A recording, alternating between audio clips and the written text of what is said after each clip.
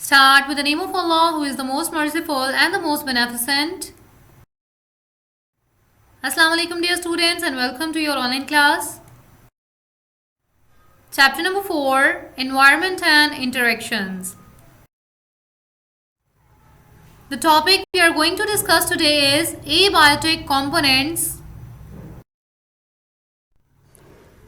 Abiotic components के बारे में हम पढ़ चुके हैं पहले कि एबायोटिक कंपोनेंट्स हमारे इन्वायरमेंट के वो कंपोनेंट्स होते हैं जो कि नॉन लिविंग फैक्टर्स होंगे. Abiotic component means non living components, for example light, temperature, soil, air etcetera. तो एबायोटिक कंपोनेंट्स को हम किस तरह से डिफाइन करते हैं कि हमारी एनवायरनमेंट का वो हिस्सा, वो पार्ट जो कि नॉन लिविंग कंपोनेंट्स के ऊपर डिपेंड करता है या नॉन लिविंग फैक्टर से मिलकर बना है, they are called the abiotic components, जिसमें कि लाइट, टेम्परेचर, सॉइल, एयर और इस तरह के बहुत सारे डिफरेंट फैक्टर्स आ जाते हैं. अब इन फैक्टर्स को हम वन बाय वन डिटेल में डिस्कस करेंगे. तो सबसे पहला जो हमारे पास एबायोटिक फैक्टर है वो है लाइट. लाइट क्या होती है? लाइट रोशनी को हम कहते हैं, और रोशनी आपको पता है कि लिविंग और नॉन लिविंग जो थिंग्स होती हैं उनका जो एक एनवायरनमेंट क्रिएट करने के लिए बहुत ज़्यादा ज़रूरी होती है. The ultimate source of light energy is sun. अगर हम इस दुनिया में देखें तो सबसे ज़्यादा जो हमारे पास रोशनी का जो सबसे बड़ा सोर्स है, जहाँ से हम सबसे ज़्यादा रोशनी हासिल कर सकते हैं, वो सन है, सूरज की रोशनी है. Plants need sunlight for photosynthesis. Plants इस सनलाइट को इस्तेमाल करते हैं फूड मेकिंग प्रोसेस के लिए, यानी कि फोटोसिंथेसिस के लिए. And most animals and human beings need sunlight for most of their activities. और बहुत सारे जो एनिमल्स होते हैं या ह्यूमन बीइंग्स को भी अगर हम देखें तो उनको अपनी लाइफ की मुख्तलिफ एक्टिविटीज़ को परफॉर्म करने के लिए रोशनी की ज़रूरत होती है, जो कि सनलाइट को इस्तेमाल करते हैं मुख्तलिफ एक्टिविटीज़ को परफॉर्म करने के लिए. तो लाइट एक ऐसा एबायोटिक फैक्टर है जो कि प्लांट्स के लिए, एनिमल्स के लिए और माइक्रो ऑर्गेनिजम्स के लिए बहुत ज़्यादा ज़रूरी है मुख्तलिफ एक्टिविटीज़ ऑफ लाइफ को परफॉर्म करने के लिए. यहाँ आप देख सकते हैं कि लाइट जो है वो प्लांट्स भी इस्तेमाल करते हैं, ठीक है, फोटोसिंथेसिस करने के लिए, और ह्यूमन एक्टिविटीज के लिए भी यहाँ पर देखें लाइट का इस्तेमाल हो रहा है. So light is a very important abiotic component. अब नेक्स्ट हमारे पास जो एबायोटिक कंपोनेंट है वो है टेम्परेचर. टेम्परेचर किसको बोलते हैं? टेम्परेचर हम दर्जाए हरारत को कहते हैं कि जब हम किसी भी चीज़ की हीट को मेजर करते हैं तो उसका टेम्परेचर कहलाता है. The heat of the sun greatly influences the temperature of a place. आपको पता है कि जो अभी हमने पढ़ा, the ultimate source of the light is sun. तो सूरज से आने वाली रोशनी बहुत ज़्यादा होती है और उसमें बहुत ज़्यादा हीट भी होती है. इस वजह से, इसी सूरज की रोशनी की वजह से हमारे अर्थ के ऊपर मुख्तलिफ हिस्सों पर दर्जा हरारत या टेम्परेचर मुख्तलिफ होता है, और ये हर जगह की टेम्परेचर को बहुत असरअंदाज करता है. अब अगर हम देखें कि किस तरह से मुख्तलिफ जगहों पर टेम्परेचर डिफरेंट होता है, जिसकी वजह से वहाँ पर पाए जाने वाले बायोटिक और एबायोटिक कंपोनेंट्स भी अफेक्ट होते हैं, तो सबसे पहली जगह जो हम देखेंगे वो है डेजर्ट. अब डेजर्ट हम किसको बोलते हैं? डेजर्ट्स हम बोलते हैं सहरा को, ठीक है, जो रेतली इलाके होते हैं उसको हम डेजर्ट कहते हैं. Deserts are too hot. Deserts हमारी एनवायरनमेंट का वो पार्ट है जहाँ पर टेम्परेचर बहुत ज़्यादा होता है, और टेम्परेचर बहुत ज़्यादा होने की वजह से ये इलाका जो है वो बहुत ज़्यादा गर्म होते हैं. In desert, the temperature of days and nights are very different. Desert को अगर हम ऑब्जर्व करें तो डेजर्ट के अंदर दिन में जो टेम्परेचर होता है वो बहुत ज़्यादा मुख्तलिफ होता है, और रात को जो टेम्परेचर होता है वो बहुत ज़्यादा मुख्तलिफ होता है, जिसकी वजह से डेज एंड नाइट का जो टेम्परेचर है वो बहुत ज़्यादा चेंज होता है. Days are hot and nights are cold. Deserts में अगर हम दिन में देखें तो दिन में चूंकि सनलाइट बहुत ज़्यादा होती है, टेम्परेचर बहुत ज़्यादा होता है, जिसकी वजह से दिन बहुत गर्म होते हैं, और नाइट्स को जो टेम्परेचर है वो चूंकि बहुत कम हो जाता है, तो इस वजह से नाइट्स जो हैं वो दिन की निस्बत कूल डाउन हो जाती हैं और ठंडी रातें होती हैं.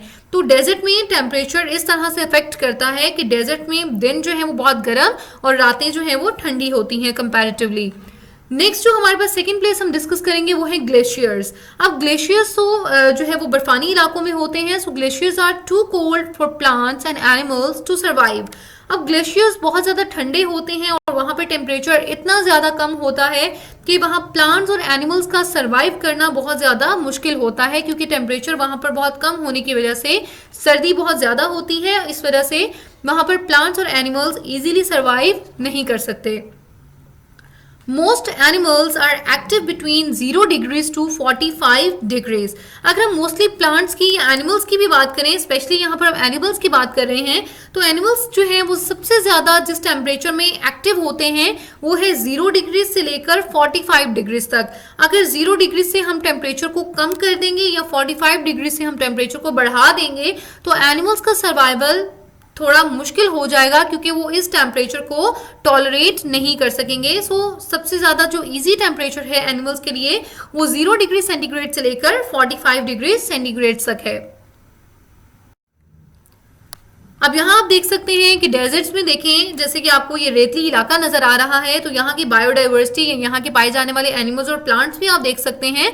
और यहाँ पर डेज जो हैं वो बहुत ज़्यादा हॉट और नाइट्स जो हैं वो कंपैरेटिवली कोल्ड होती हैं। ग्लेशियर्स भी आप ऑब्जर्व कर सकते हैं। ग्लेशियर्स में देखिए आपको यहाँ पे बर्फानी तोदे नजर आ रहे हैं, या बर्फानी जो है वो यहाँ पर आपको माउंटेन्स की फॉर्म में यहाँ पे ग्लेशियर्स के बड़े बड़े पीसेस नजर आ रहे होंगे। तो यहाँ पर एनिमल्स और प्लांट्स का सर्वाइवल मुश्किल होता है, क्योंकि यहाँ पर टेम्परेचर बहुत ज्यादा कम होता है। नेक्स्ट जो एबायोटिक फैक्टर है हमारे पास वो है एयर। एयर हम जैसे कि जानते हैं, air is a mixture of gases. हवा के अंदर बहुत सारी मुख्तलिफ गैसेस पाई जाती हैं, जिसमें कार्बन डाइऑक्साइड आ जाती है, नाइट्रोजन आ जाती है, ऑक्सीजन है, हीलियम है। बहुत सारी मुख्तलिफ गैसेस जब मिल जाती हैं तो वो बनाकर एक मिक्सचर ऑफ गैसेस बनाती हैं, जिसको हम एयर बोलते हैं। Animals and plants respire in the oxygen of the air. Plants और एनिमल्स, अब ह्यूमन बींग्स की भी हम इसी में बात कर लेंगे कि हम जो सांस लेते हैं, तो सांस लेने के लिए जो ऑक्सीजन हमें चाहिए वो भी हम इसी हवा से हासिल करते हैं, और उस ऑक्सीजन की मदद से हम रिस्पायर कर सकते हैं।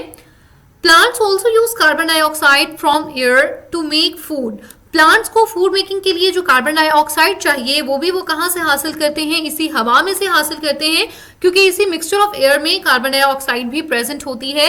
तो एयर भी एक बहुत ज़्यादा इंपॉर्टेंट एबायोटिक फैक्टर है फॉर प्लांट्स एंड एनिमल्स, क्योंकि प्लांट्स और एनिमल्स को रिस्पायर करने के लिए और प्लांट्स को अपना फूड मेकिंग प्रोसेस करने के लिए जो तमाम गैसेस चाहिए वो ये कहाँ से हासिल करते हैं, इसी एयर में से हासिल करते हैं। अब यहाँ आप देख सकते हैं कि ये हमारा एक अगर एनवायरनमेंट में देखें तो हमारे एनवायरनमेंट में मुख्तलिफ गैसेस पाई जाती हैं, जिसमें नाइट्रोजन 78% है, जो कि सबसे ज़्यादा पाई जाती है। उसके बाद oxygen is 21%, then carbon dioxide is 0.04%, और इसके बाद जो रिमेनिंग जो गैसेस हैं, जिसमें बहुत सारी दूसरी गैसेस आ जाती हैं, मोस्टली आर्गॉन या हीलियम वगैरह आ जाती हैं, that is present in traces. ये बहुत ही ज़्यादा लाइक 0.96% ये जस्ट प्रेजेंट होती हैं। तो इस तरह से मुख्तलिफ गैसेस जब मिलती हैं तो मिक्सचर ऑफ गैसेस बनाती हैं, जिसको हम एयर बोलते हैं। So that's all about our today's lecture. Thank you so much.